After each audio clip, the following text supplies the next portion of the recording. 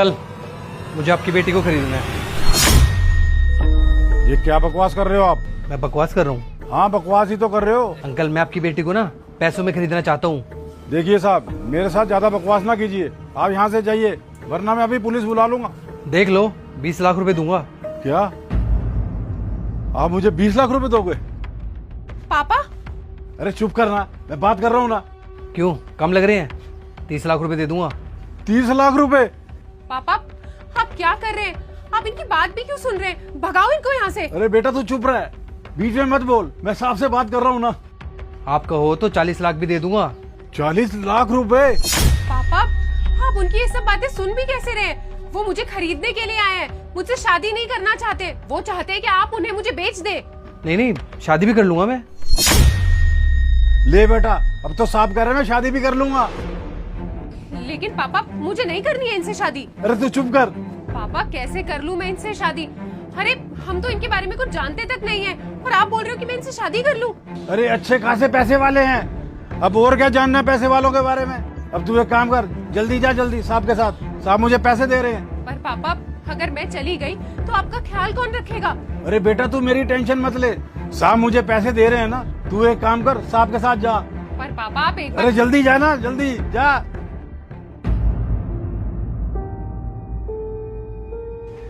40 लाख रुपए? ये लो अंकल, पूरे 40 लाख रुपए हैं।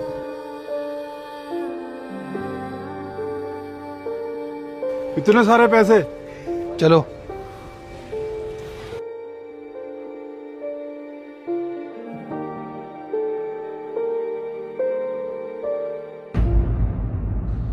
आओ।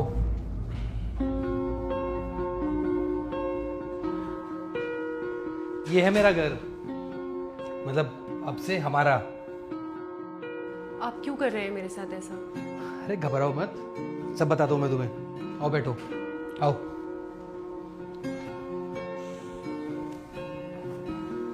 अरे बैठो। आप मुझे यहाँ पे क्यों लेके आए हैं? क्योंकि मैं तुमसे प्यार करता हूँ, इसलिए। प्यार? वो भी मुझसे? आप जैसा बड़ा आदमी मुझसे क्यों प्यार करेगा? एक चाय वाले की बेटी से?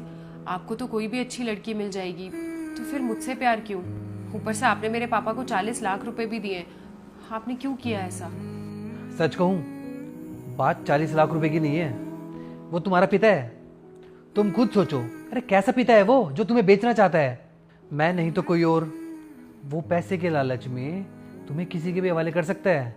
वो तुम्हें अपनी जिम्मेवारी मानता ही नहीं था, वो सिर्फ तुमसे छुटकारा पाना चाहता था। सोचो, कोई भी तुम्हें वहां से लेके जा सकता था और कुछ भी काम करवाता तुमसे, और तुम्हारे पापा को उस चीज़ से कोई फर्क नहीं पड़ने वाला था। मैं गया था पहले तुम्हारी दुकान पे, मैंने तुम्हारे पापा को बात करते हुए सुना था। उनको कोई फर्क नहीं पड़ता, क्योंकि मैंने अपने कानों से सुना है, वो बोल रहे थे कि तुम उनकी सौतीली बेटी हो। वो पैसों के लिए किसी को भी बेच सकते हैं तुम्हें। तुम जियो मरो, उन्हें कोई फर्क नहीं पड़ता तुम्हारे से। मैं जब भी तुम्हारी दुकान पे जाता था ना, तो मैं तुम्हें देखता था और तुम मुझे अच्छी लगती थी, लेकिन मेरी कभी हिम्मत नहीं हुई तुम्हारे से कुछ बोलने की। फिर मैंने तुम्हारे पापा का नेचर देखा, तब मैंने फैसला किया कि इससे पहले मैं तुम्हें खो ना दूँ, तो मैं तुम्हें अपना लेता हूँ। और तुम्हारे लिए 40 लाख तो क्या, अगर 40 करोड़ भी मुझे इकट्ठे करने होते ना, तो मैं वो भी करता।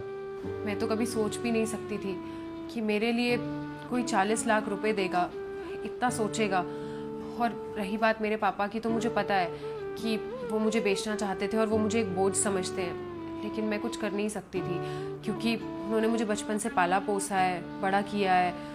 आज उन्हीं की वजह से मैं ज़िंदा हूँ।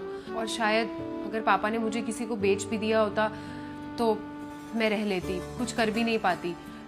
हालात चाहे जैसे भी हो, मुझे उनसे समझौता करना पड़ता। और ये पहली बार नहीं है, आज से पहले भी मेरे पापा ने मुझे बेचने की कोशिश की है, और बहुत ही गंदी गंदी और गलत गलत बातें मुझे सुनाते हैं। शायद वो यही चाहते थे कि मैं उनकी ज़िंदगी से दूर हो जाऊँ। अब ये सब हो जाने के बाद मुझे ये समझ नहीं आ रहा कि मैं खुद को बदनसीब मानूं या खुशनसीब। लेकिन मुझे ये भी समझ नहीं आ रहा है कि आपने ऐसा क्यों किया। इतनी बड़ी रकम आपने मेरे पापा को मेरे लिए दे दी, आपका क्या फ़ायदा है इसमें? देखो, मैंने ये सब क्यों किया, किस लिए किया, ये सब ना तुम छोड़ दो। मैं तुम्हें वो ज़िंदगी देना चाहता हूँ जिसके तुम हकदार हो। देखो, मैं तुम्हें यहाँ पे लेके आया हूँ, तो इसका मतलब ये मत समझना कि तुम यहाँ पे कैद में रहोगी। देखो, मैं तुम्हें यहाँ पे लेके आया हूँ तो ये मत सोचना कि तुम यहाँ पे कैद में रहोगी। अगर तुम चाहो तो मेरे साथ इस घर में रह सकती हो। मैं तुम्हें ज़िंदगी की सारी खुशियाँ दूंगा, तुम्हें कभी किसी चीज़ की कमी महसूस नहीं होगी, ये मेरा वादा है। और हाँ, ये बात भी सच है कि मैं तुमसे शादी करना चाहता हूँ, लेकिन तुम्हारी मर्जी से, ज़बरदस्ती नहीं। जब भी तुम्हारी हाँ हो तो मुझे बता देना, मैं इंतज़ार करूँगा।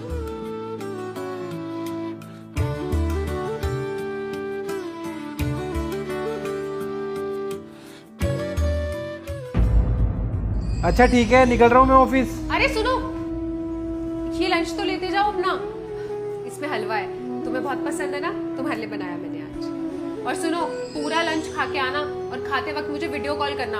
रोज ऐसे ही लंच वापस बचा के घर ले आते हो। अरे हाँ बाबा, खा लूंगा, और तुम अपना ध्यान रखना। अरे मैं तो घर पे रहती हूँ पूरा दिन, रख ही लूंगी अपना ध्यान। आप अपना ध्यान रखना और खाना खा लेना। खाना नहीं खाओगे तो काम करने की एनर्जी कैसे आएगी। ठीक है, बाय। बाय।